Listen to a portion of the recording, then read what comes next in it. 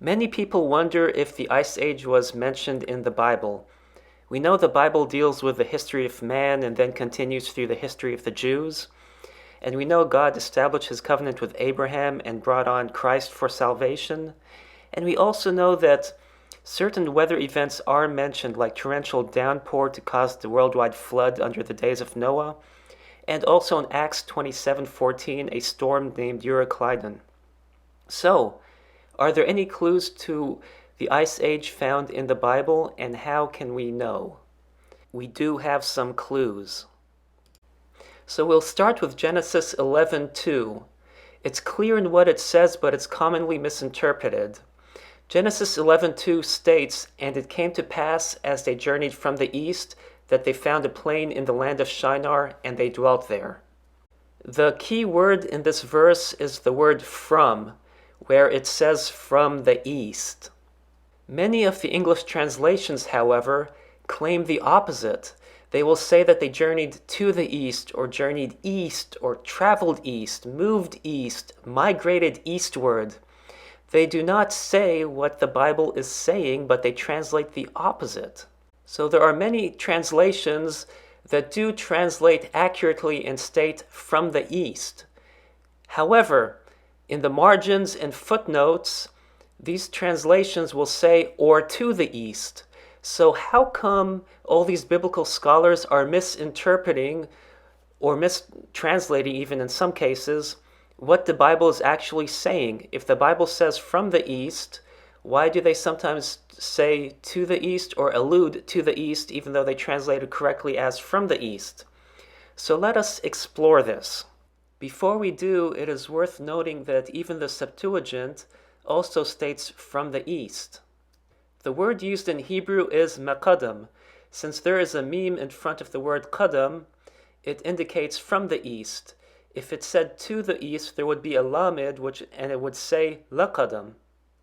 Now this raises a question as to why all these biblical scholars translate the opposite of what the Bible actually says, or if they do translate what it says, why do they interpret it as the opposite?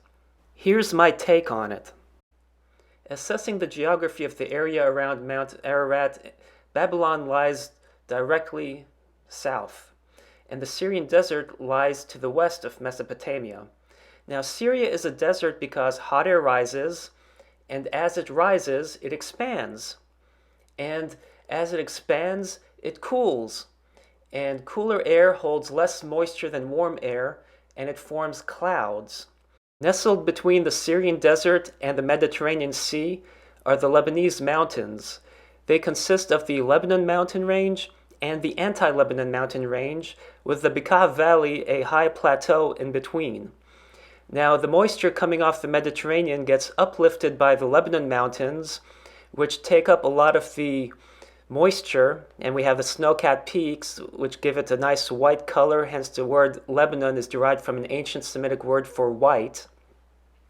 And then when it goes across the Bekaa Valley, any moisture left is soaked up by the anti-Lebanon mountains, to where, as the system moves further east over the Syrian desert, there is nothing left to rain down on Syria, rendering it a desert. So the basic layout is Mount Ararat north of Babylon, the Syrian desert to the west, and the Lebanese mountains to the west of the Syrian desert. So naturally, people traveling from Babylon to the land of Canaan would follow the Fertile Crescent, and they'd go to the northwest and circle back down to the southwest and around the Syrian desert. They wouldn't travel through the Syrian desert.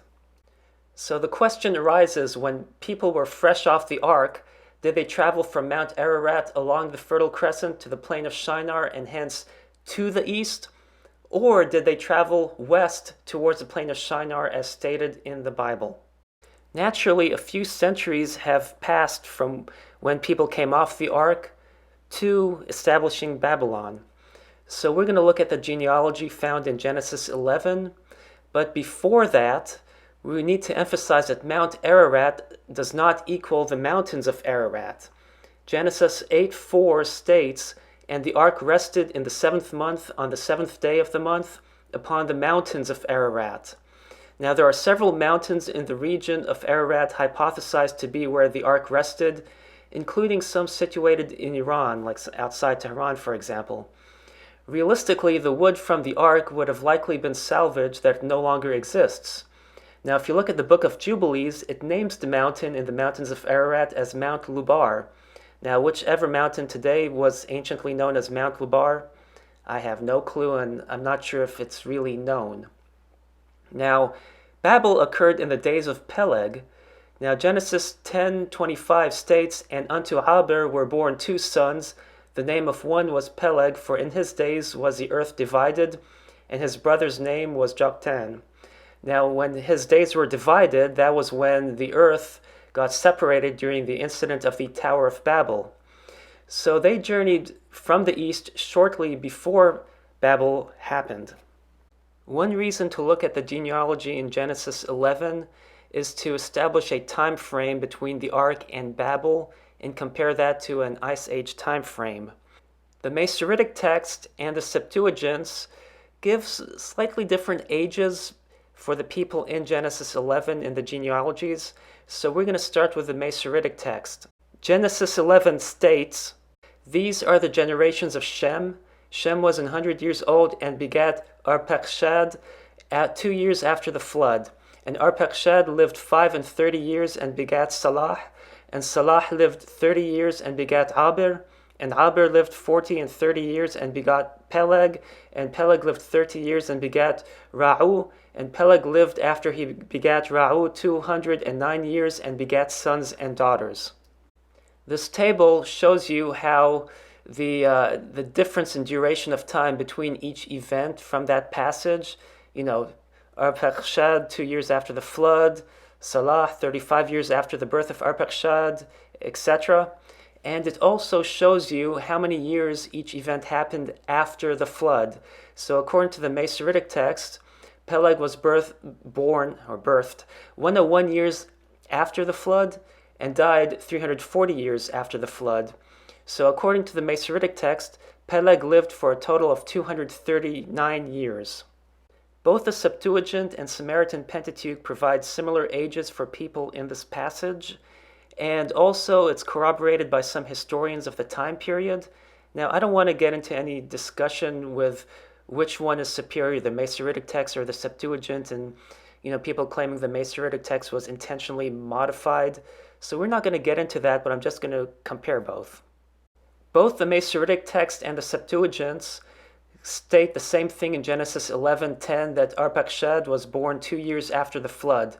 However, the Septuagint states that Arpachshad lived 135 years before he begat Salah, and that Salah lived 130 years before he begat Aber, and Aber lived 134 years and begat Peleg, and Peleg lived 130 years and begat Ra'u, and that Peleg lived after he begat Ra'u 209 years and begat sons and daughters. Looking at the table derived from the Septuagint, the birth of Salah, Aber, Peleg, and Ra'u are a little bit higher than the Masoretic text, and that brings the years after the flood to the death of Peleg at 740 years, with Peleg living a total of 339 years. Summarizing both manuscripts, I put the Septuagint in yellow. You can see that Peleg was born anywhere from 101 to 401 years after the flood, and lived anywhere from 239 years to 339 years, and that Babel therefore would have occurred between 101 to 340 years, or 401 to 740 years after the flood, because it was in Peleg's time that the world was divided. Therefore, the window for the Tower of Babel incident would have been anywhere from 101 years after the flood to 740 years after the flood. Moving on from the chronology of Genesis chapter 11, we're going to look at the ancient city of Giraft. There are several ancient sites in Iran which reveal early writing roughly at the same time as the ancient Sumerians. Iranian archaeologist Yusuf Mejidzadi claims the site in Giraft, located in the Kerman province of Iran, was a literate civilization and predates Mesopotamia by around 300 years or so. Now, other archaeologists dispute his claims. Artifacts from the site were recovered from looters, so the evidence is not scientifically verifiable. And also, given the political climate of that region, It's uncertain if a thorough excavation will be conducted anytime in the near future.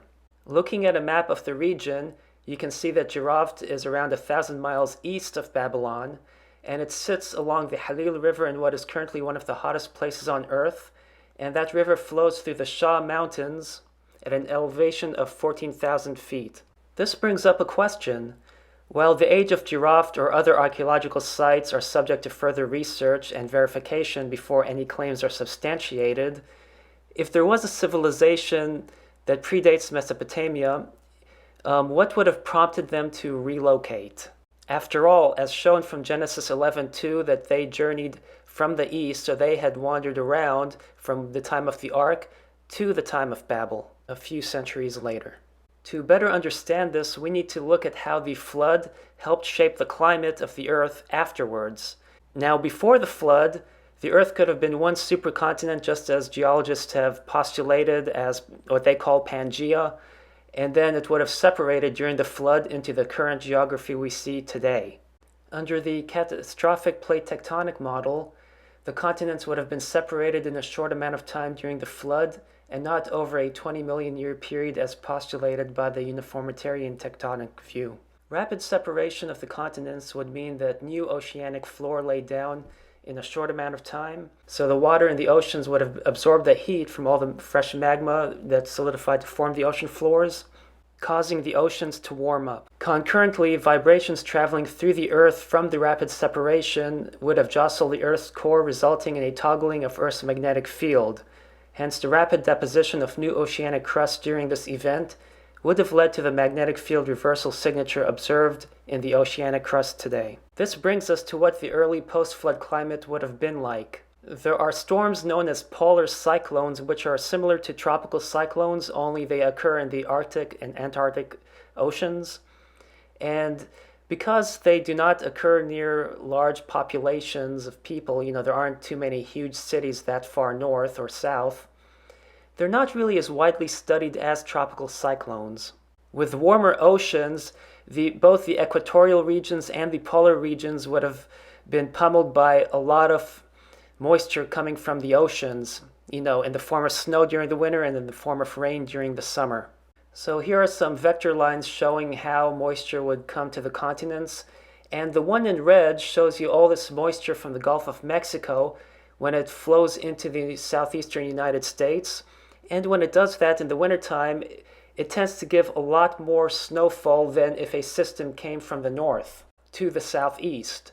And one reason is because if a system comes from the north, it doesn't have as much moisture, but when the warm tropical air interacts with a cold air mass coming from the north down south across North America, it turns into snow, and you have massive snowfall that occurs at that time. And this is similar to lake effect snow, which happens around Buffalo, New York.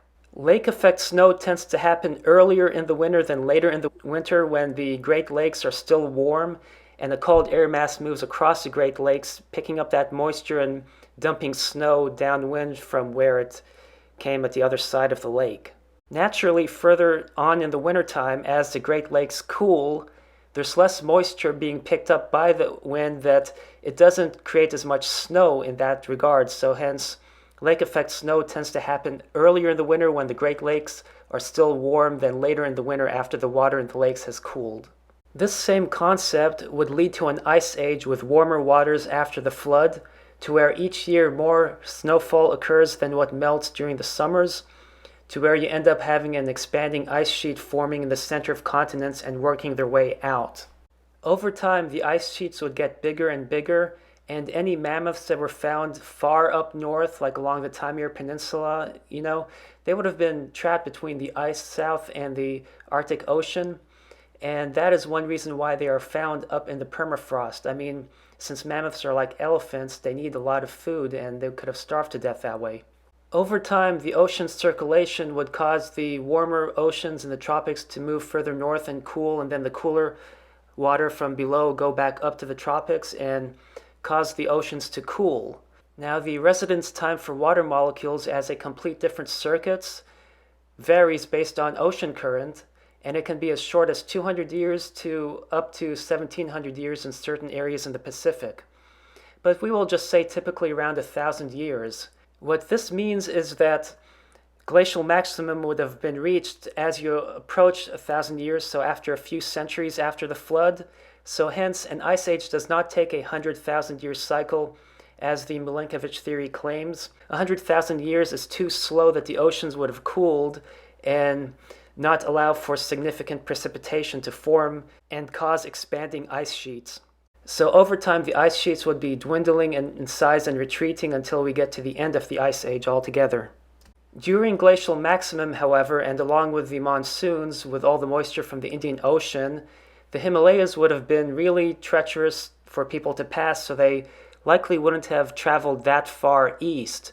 So as the climate, got more severe during glacial maximum and people were looking for a better area to grow crops, they naturally would have traveled to the west, to the plain of Shinar. Even if the ark rested near Mount Ararat, such as the alleged site outside the village of Uzungili in eastern Turkey, they would have traveled more to the east and then back around again to the west over the centuries. And one reason would be that right after the flood, Mesopotamia would have been swampy. We know that near the Persian Gulf, that area tends to be heavily in marshes. So as the waters receded, it would have, after a few centuries, been more arable for them to grow crops and settle. This explains why they didn't go just from Mount Ararat straight south or to the east to Mesopotamia. So a quick summary is that both the Septuagint and Masoretic texts corroborate that Genesis 11:2 states they journeyed from the east, and that the catastrophic plate tectonic model illustrates the geomorphological transformation of Earth's land masses during the flood into the present continents, as well as explains how it led to warmer oceans and how these warmer oceans would have resulted in an ice age. And also from the Septuagint and Masoretic texts, you see that Peleg lived a few centuries after the flood, and in his days the earth was divided. So consequently, people separated at the Tower of Babel during the days of Peleg, which was a few centuries after the ark, and would have corresponded to the time of glacial maximum, or just before glacial maximum. In conclusion, Genesis 11:2 hints to an ice age occurring after the flood because of the fact that people wandered from the ark, wandered around in the east, and then came to the land of Shinar. And the earth sciences also corroborate an ice age based on the meteorological processes which occur and which we know that regulate climate.